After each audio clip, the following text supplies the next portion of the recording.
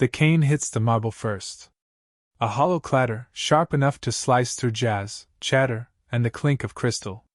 Every head turns just long enough to see an old woman stumble, then snap back to their wine and wagyu like nothing happened. Amara Holt is already moving.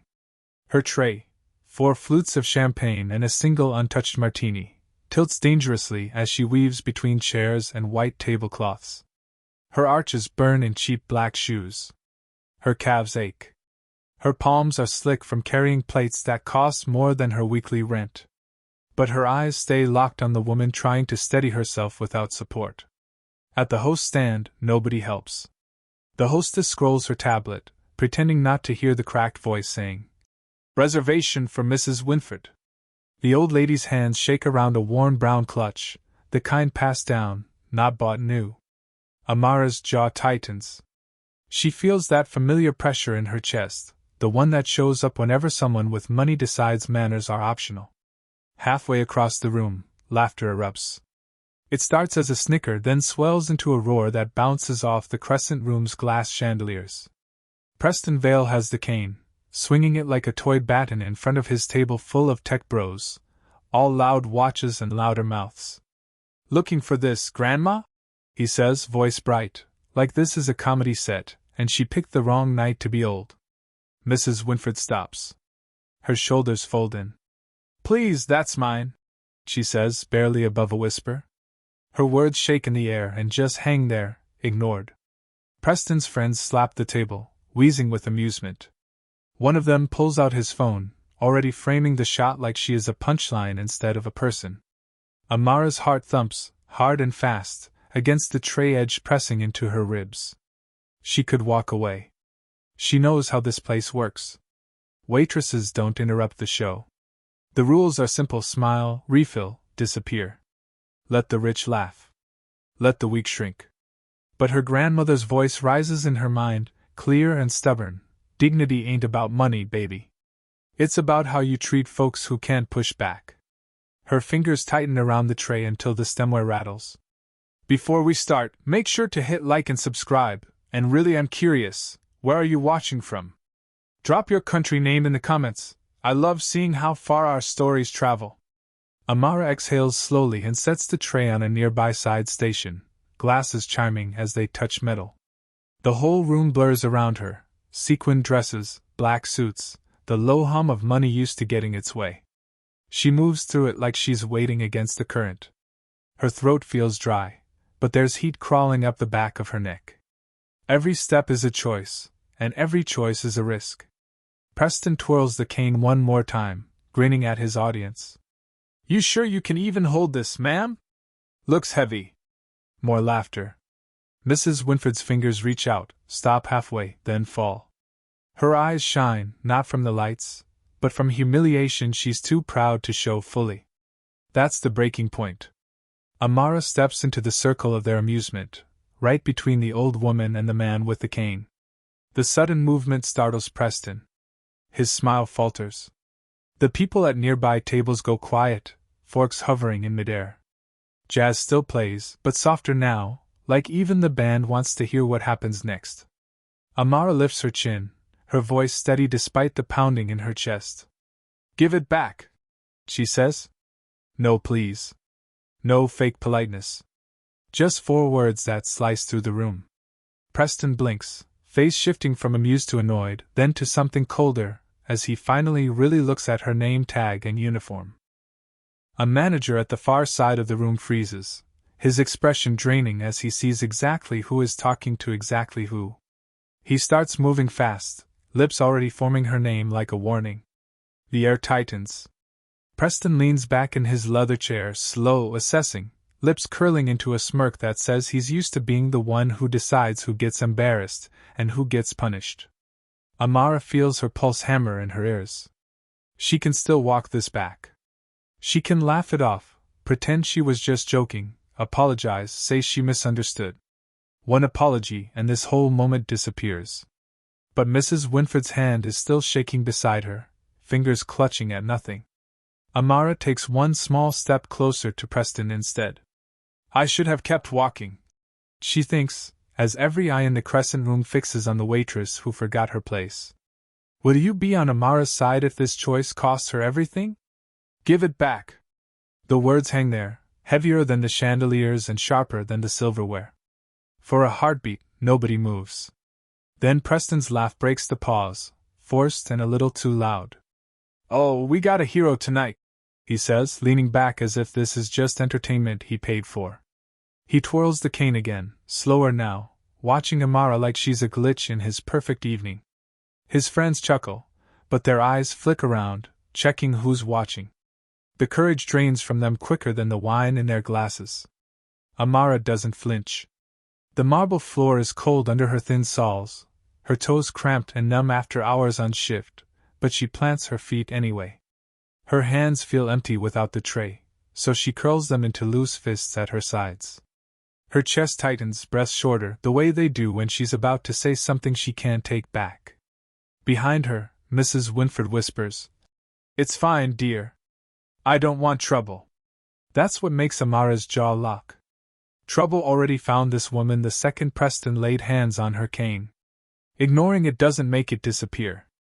It just lets it sit there and grow bold. The manager, Malik, reaches them, suit a little too tight, forehead already shining with sweat. "Amara," he hisses under his breath, smile pinned on for the table like a mask. "Step back." "Sir, apologies for the inconvenience, we'll handle." Preston cuts him off with a quick wave, eyes never leaving Amara. "Nah, I want to hear what she thinks she's doing." He tilts his head, fake curiosity dripping off each word. "So, Amara, right?" He reads her name tag slowly. "You got something to say about how I talk to my elders?" Her heart thumps once, hard. She feels it in her throat. She could shrink. She was raised to respect authority, to not make scenes. But she was also raised to respect herself. She pulls in a breath that tastes like citrus steak and fear.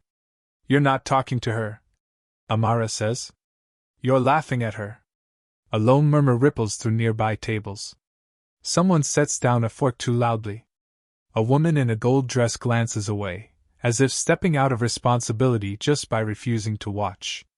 Malik's smile strains. "Amara, that's enough. Go reset table 12. I'll take care of this." Preston's grin sharpens. "You hear your boss?" he says. "Run along. Before this little moment becomes a big problem for you."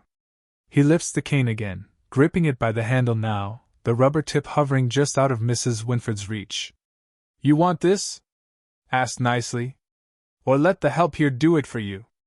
Amara's stomach flips. Her hands grow hot. Every instinct trained by this job yells at her to walk away, swallow it, keep her paycheck. But her grandmother's words push through the noise. You don't let nobody strip someone's dignity while you stand there holding a tray. You step up or you're part of it. She steps closer instead. The jazz feels distant now, like it's coming from another room. Amara reaches out, fingers closing around the cane just below Preston's hand. His grip tightens. For a second, they're both holding on, a tug-of-war over more than wood and rubber. Over who matters. Over who gets to decide what's funny and what's cruel. Her pulse races so hard her vision edges blur.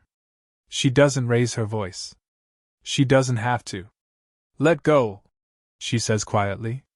There's a pause. Then he does. Not because she's stronger, but because he wants to see what happens next. She slides the cane back into Mrs. Winford's shaking hand. The old woman's eyes brim with gratitude and shame she didn't earn. Preston leans forward in his chair, elbows on his knees, smile gone now. "You just cost yourself your job, sweetheart," he says, voice low and flat. The room goes silent. Even the sax seems to falter. Malik sucks in a breath. Amara's skin prickles as the weight of every stare settles on her back. The words hit her like a slap, but she doesn't step away. She opens her mouth to answer, and a chair scrapes loudly across the floor from the far corner, cutting through the silence like a warning shot. Every head turns toward the sound at once. Who just stood up to make this moment even more dangerous? The scrape echoes longer than it should. It drags across the marble like a line being drawn. The noise pulls Amara's attention away from Preston's threat and toward the back corner, the one most people pretend not to notice. A man rises from a small table there. He has no entourage, no laughing crowd, just a half-finished drink and an untouched plate. The black suit he wears fits clean, tailored but not loud. No flashy watch. No showy ring. But the way the servers on that side stiffen, the way the security guys glance at each other, says everything. Amara feels a chill roll down her spine. She has seen him before, always alone, always quiet, always at that same corner table. People don't talk to him. They adjust their routes to give him space. No one ever asks his name out loud, but she heard it once in the kitchen, whispered like something heavy, "Mr. Juan." He steps forward unhurried. His shoes barely make a sound, yet the entire room seems to adjust around him, conversations dying mid-sentence. The distance between his table and Preston's looks short, but it stretches, each step winding the tension tighter. Amara feels Malik shift beside her, hands rubbing nervously at his tie. Preston tries to act unfazed. He leans back in his chair again, forcing a smirk. "Can I help you with something, man?" he says, that fake casual tone cracking just a bit. His eyes dart to his friends, looking for reassurance, permission to keep playing king of the room.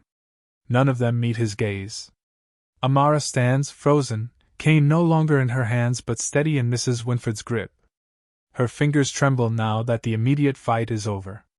The cost of what she did presses in, cold and real. She just went up against a man who thinks losing his temper is the same as losing face. Now another man is closing in, one who doesn't raise his voice at all.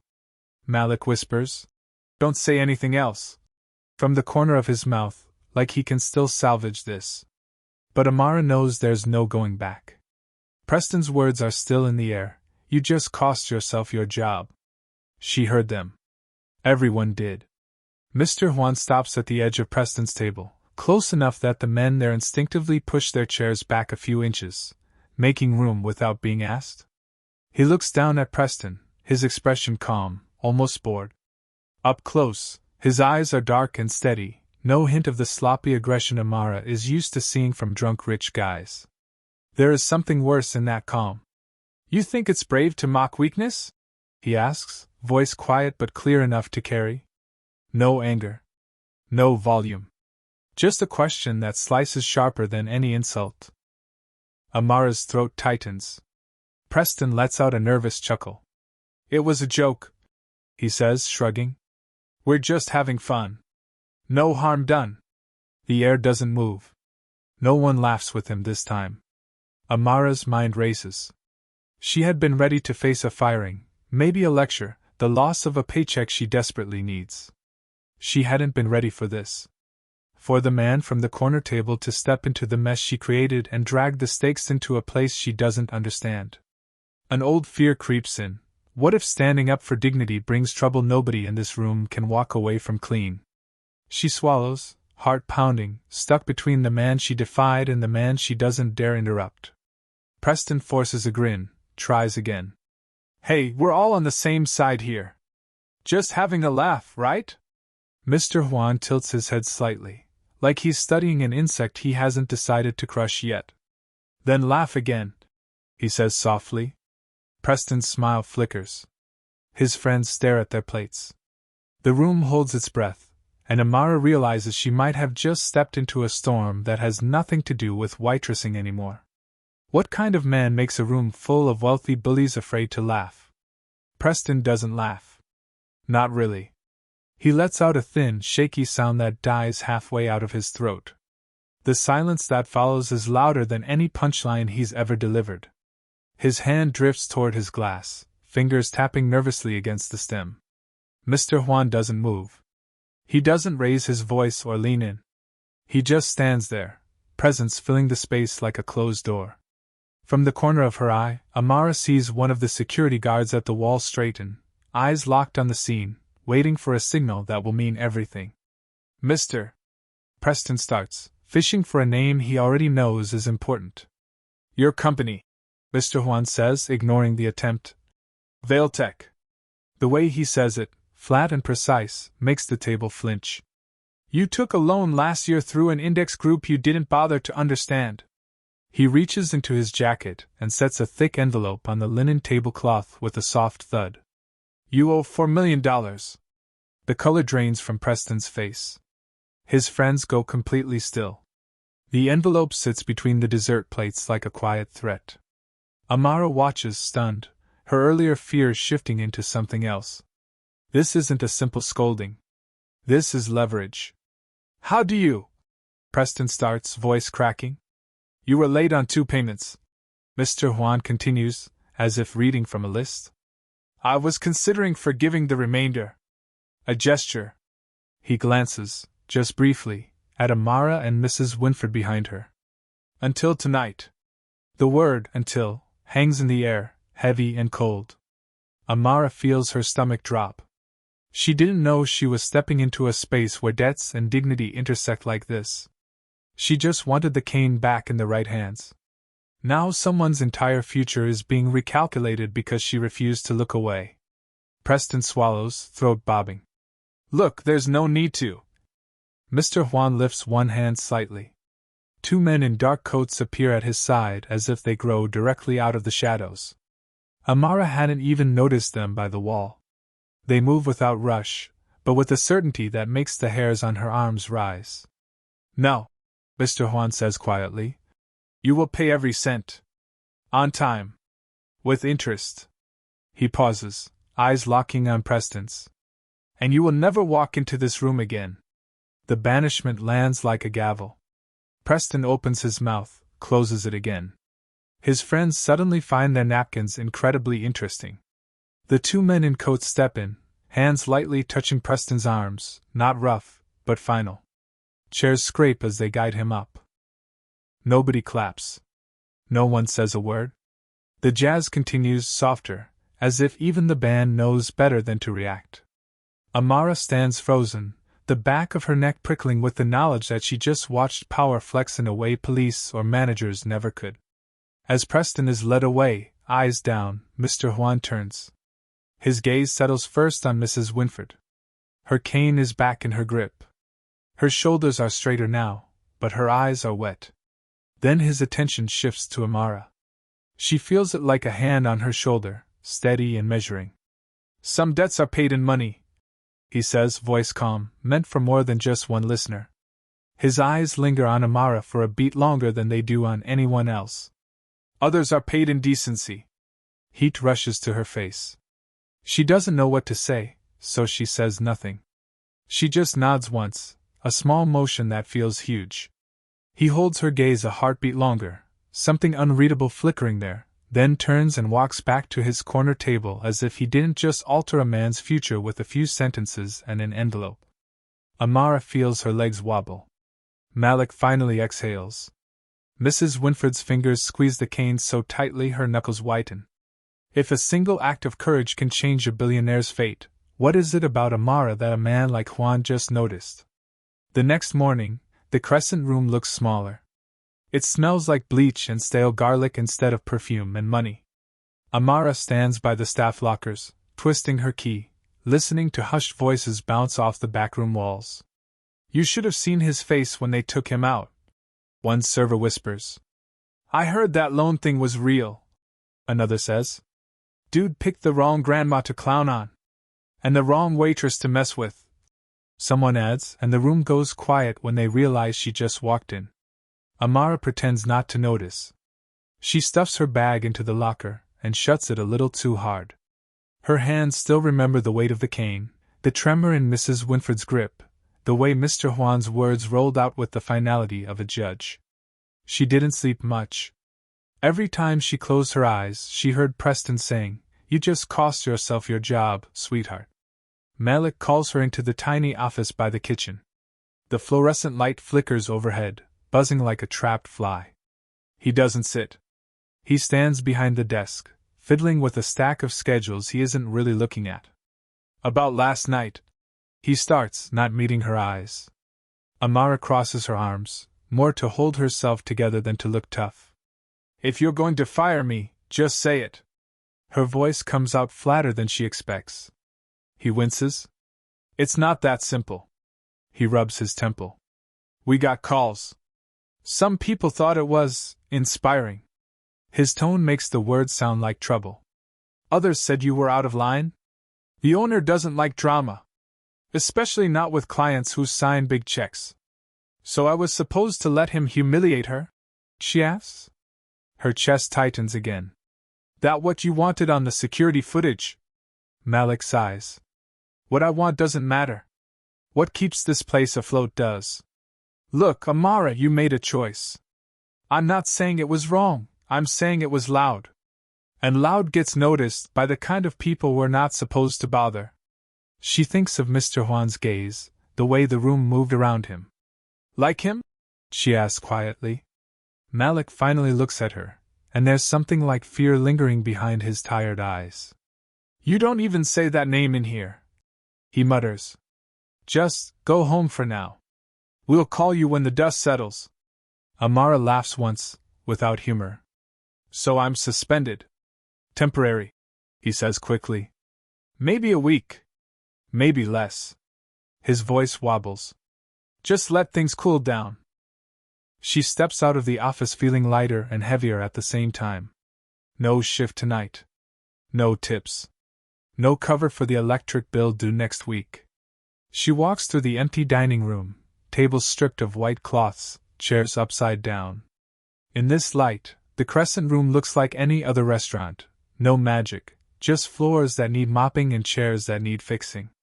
By the time she reaches her apartment that evening, her feet still ache, but for once it's not from walking.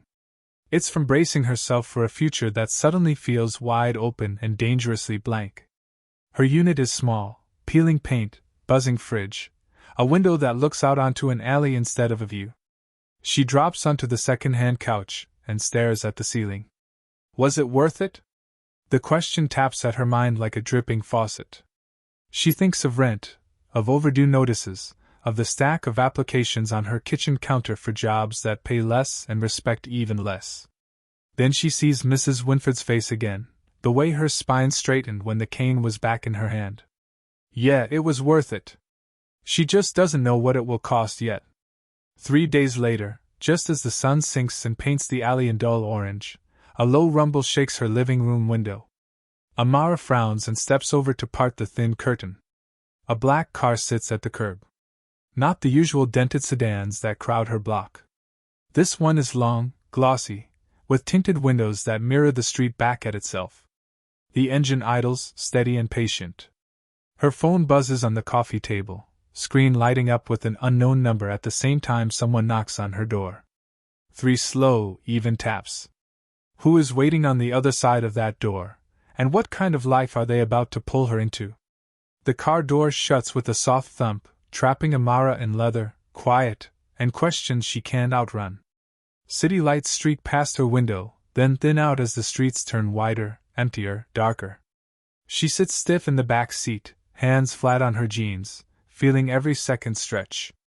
Across from her, Mr. Juan watches the world slip by without saying a word. The driver says nothing. The radio stays off. The only sound is the low hum of the engine and the faint squeak when the car leans into a turn.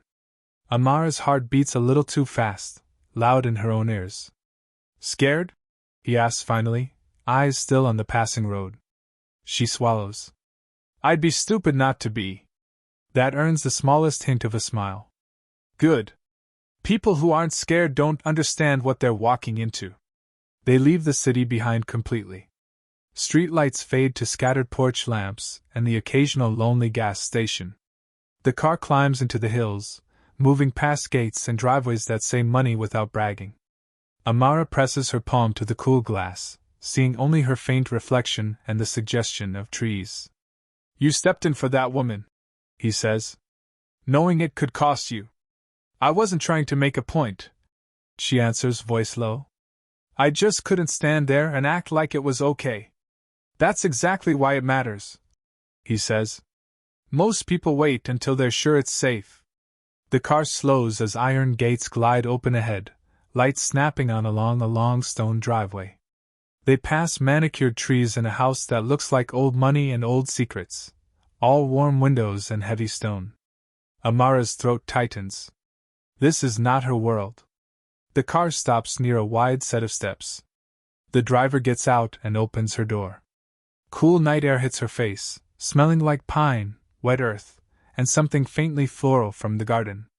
For a second, she thinks about staying in the car, letting the door close, pretending this never happened. Come, Mr. Juan says, already stepping out. If I meant you harm, you wouldn't be here like this. Inside, the house is quiet but alive with small details, soft lamps, paintings that look real and not copied, polished wood glowing under her flats. A woman in her 50s nods politely as they pass, eyes curious but kind. A hallway opens into a room with floor-to-ceiling windows showing the city's glow far below. Amara moves to the edge of the glass, staring at the tiny lights spread out like a map of choices she never had.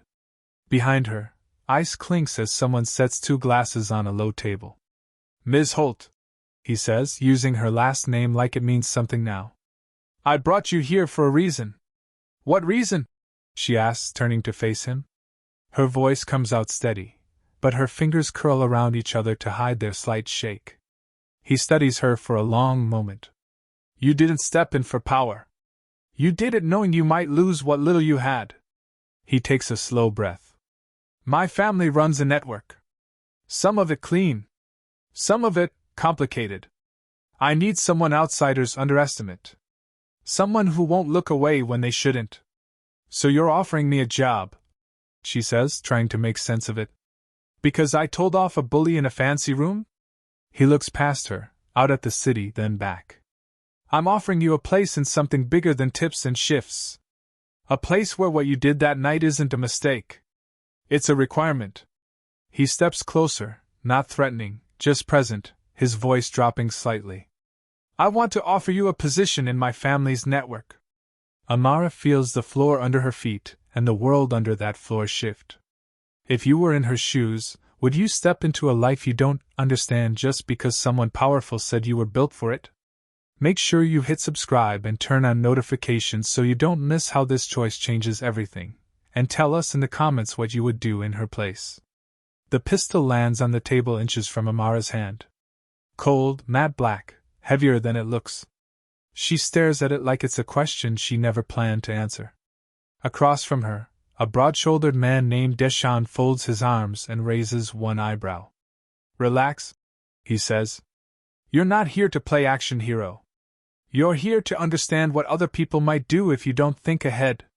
Months have passed since that first night in the hills, though it doesn't feel that long. The days blurred into lessons that started with coffee and ended with headaches. No one had given her a manual, just small tests. Sitting in meetings, reading contracts, watching who spoke and who stayed quiet. Learning what it looks like when money moves hands without receipts. She pushes the pistol back gently. I'm better with paperwork and people, she says. Not this. That's why he picked you, Deshawn replies. You don't reach for the loud tools first. Her office now is down the hall from Mr. Juan's, a smaller room with a wide desk, 2 chairs, and a window that shows the city from a different angle than the Crescent Room ever did. Her days are full of calls, cross-checking numbers, scheduling meetings where no one ever uses the word threat, but the meaning sits between the lines. She learns which favors are harmless and which ones come with invisible strings. Over time, the staff around her stops testing whether she belongs and starts checking with her before they move. Rosa, the housekeeper with sharp eyes, drops by with coffee and stories about the family's early days. Deshawn, the head of security, teaches her how to read a room in 5 seconds. A quiet accountant named Miles slides thick files onto her desk and says, You see things we miss. She finds a rhythm. Mornings reviewing reports. Afternoons sitting in on meetings where businessmen smile too wide and ask for too much. Evenings in the study, going over lists with Mr. Juan, his questions always precise. What did you notice? He asks, and when she answers, he listens. One night, the house is unusually still. The hum of staff activity has faded. The city is a distant glow through her window as Amara sits alone at her desk, a desk that doesn't wobble, under a lamp that doesn't flicker. She flips through a folder Miles left for her labeled in neat black letters, Holdings, secondary. Her eyes skim past names she doesn't know, small companies, side investments, shell entities with bland titles. Then one set of words stops her cold. Winford Holdings LLC. Her stomach tightens. Her mind snaps back to marble floors, a fallen cane, and a woman whose hands shook around a worn clutch. She leans closer, reading small print that mentions restructurings, transfers, and dates that line up with the same years Preston bragged about. Winning big. Her fingers trace the company name like it's a bruise. Her heart beats quicker the more lines she connects. This isn't random. This is the same story, from a different angle. Her phone buzzes once on the desk, a message from Miles. Need your eyes on page 12 for tomorrow's briefing. She turns the page and sees the line again. Winford. An address. A note about an old dispute. A side comment. Historic charity asset unresolved. The room feels smaller for a moment. The past is not behind her, it's stacked in manila folders in her hands. If the woman you defended at your worst moment is hidden inside the best opportunity you've ever been given, do you keep your head down? Or pull the thread and risk everything you just built? The elevator doors slide open to a lower-level archive that smells like paper, dust, and old air conditioning. Rows of metal shelves line the room, packed with boxes labeled in sharp black marker. Amara steps out, hugging a slim tablet to her chest, heart beating a little too fast for a simple file check. Rosa had pointed her here with a nod and a quiet, "Ask Miles for the old Winford files if you really want to know." The way she said, "really," carried a warning. Once you see some things, you can't unsee them. Miles meets her between shelves B and C, holding a cardboard box already pulled from the stacks. "Didn't think anyone was ever going to ask about these again," he says. She forces a small smile. "Guess I got tired of only knowing half the story." They set the box on a metal table. Inside are folders yellowed at the edges, clipped stacks of legal letters, photocopied deeds with dates from years before Amara ever carried a tray.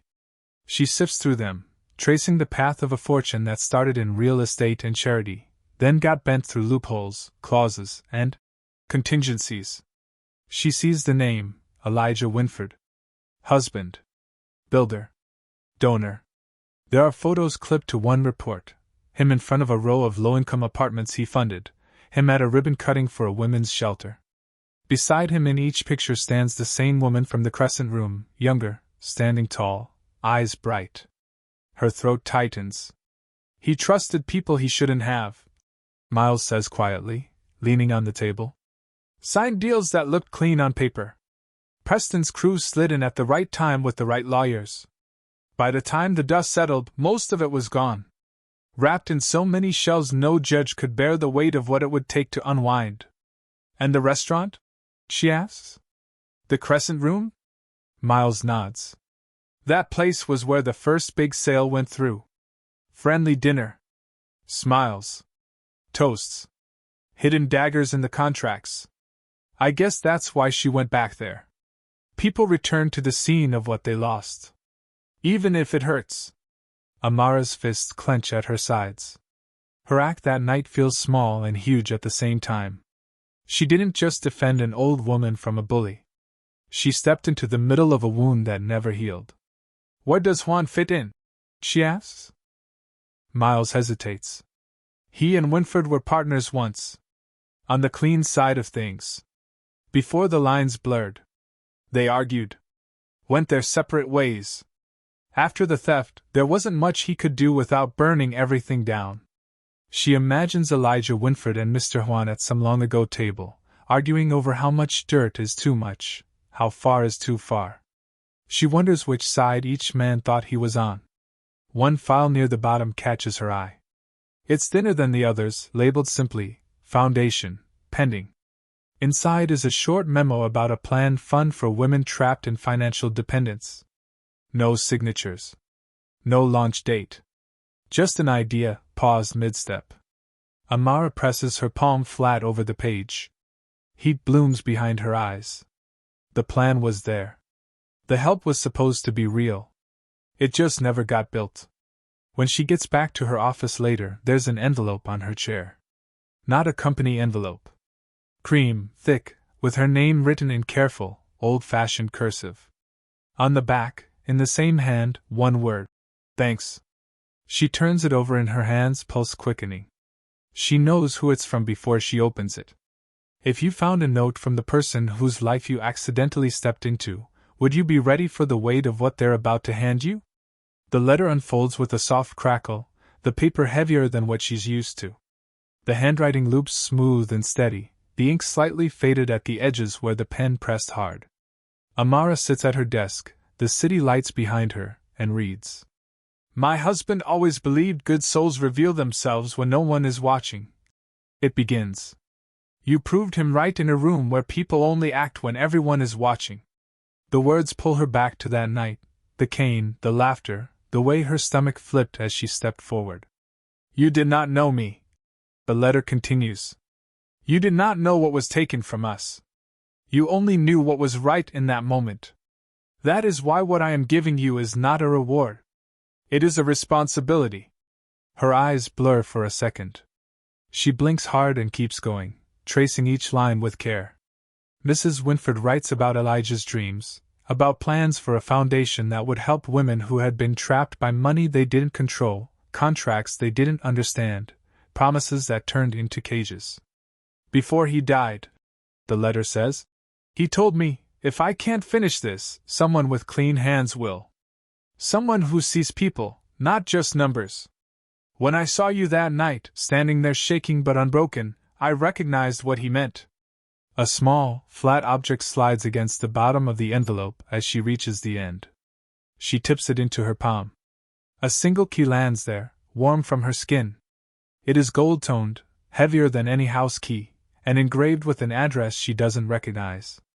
The letter's final lines read, Mr. Juan was Elijah's friend once. Before profit pulled him away from purpose. You reminded him who he used to be. This key opens the last piece of my husband's work that wasn't stolen. What happens inside is now up to you. Amara sits back, key pressed into her palm so firmly the edges leave little half-moon marks. The room feels different, like the air itself is waiting. Her mind races, not with fear this time, but with images. Rows of chairs. Desks. A sign on a door that means hope to someone who has never heard the word used honestly. That night, she can't stay seated. She grabs her coat, shoves the letter and key into her bag, and heads for the elevator. The address on the key leads her to a part of downtown she usually only passed on buses and late walks home. Old brick buildings, faded signs, corner shops that close early.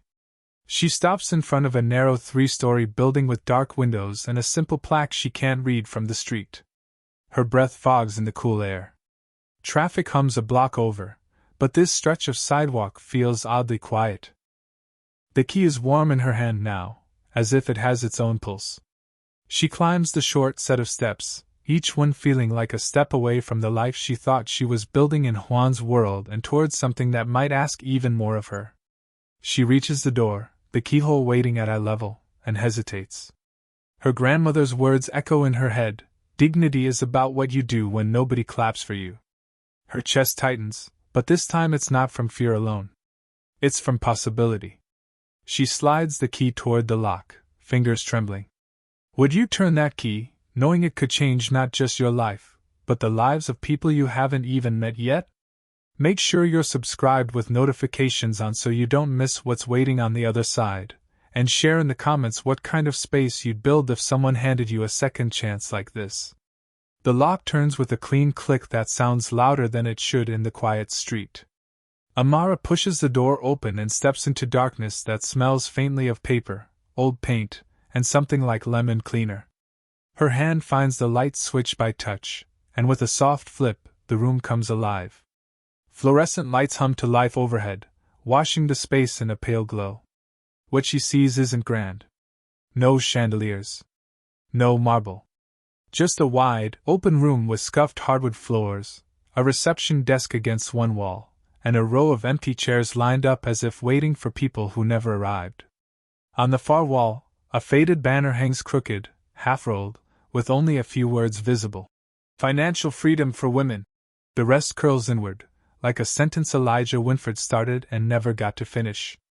Amara walks slowly, fingertips grazing the back of each chair, footsteps echoing softly. She peeks into side rooms, small offices with simple desks, a break room with an unused coffee maker, a storage closet filled with unopened boxes of brochures stamped with a logo that matches the one on the letterhead she saw in the files. This place isn't abandoned. It's paused. Waiting. She can almost see them if she squints, a woman at the front desk, greeting someone who looks nervous and tired, a counselor at one of the desks, explaining debt forms in plain words, kids coloring at a corner table while their mothers talk about bank accounts and safety plans. Her chest swells, tight and warm all at once. No white tablecloth in the Crescent Room ever felt this important. No tray of champagne ever carried this much weight. Her phone buzzes in her pocket. A message from Mr. Juan. "We need to talk when you're back." "About Winfred." "About you." She looks around again, at the dust on the floor, the possibility in the air. She realizes she doesn't want to just be the one who reads the files anymore. She wants to be the one who writes what happens next. She walks back to the center of the main room and stands there, turning in a slow circle, taking it all in. The empty chairs. The silent phones. The promise Elijah tried to build. The pain Mrs. Winfred carried alone for years. The way one act in a crowded restaurant reached all the way here. Some debts are paid in money. She hears Juan's voice in her head.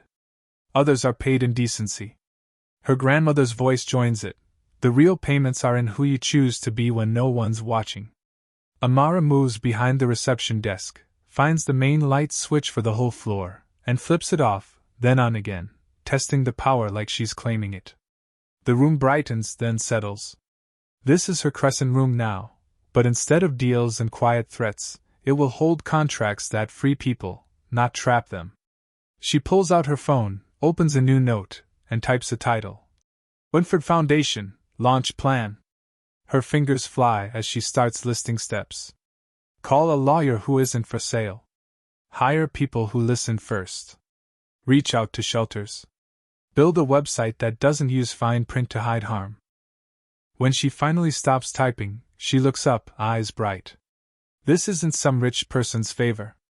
This is work. This is a life. This is her choice.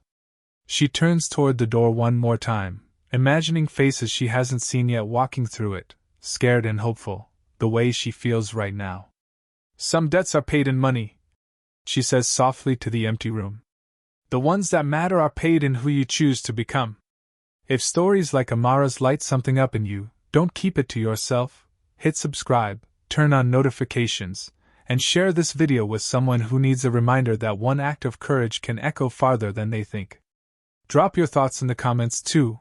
Your words might be the spark that gives someone else the strength to stand up when it counts.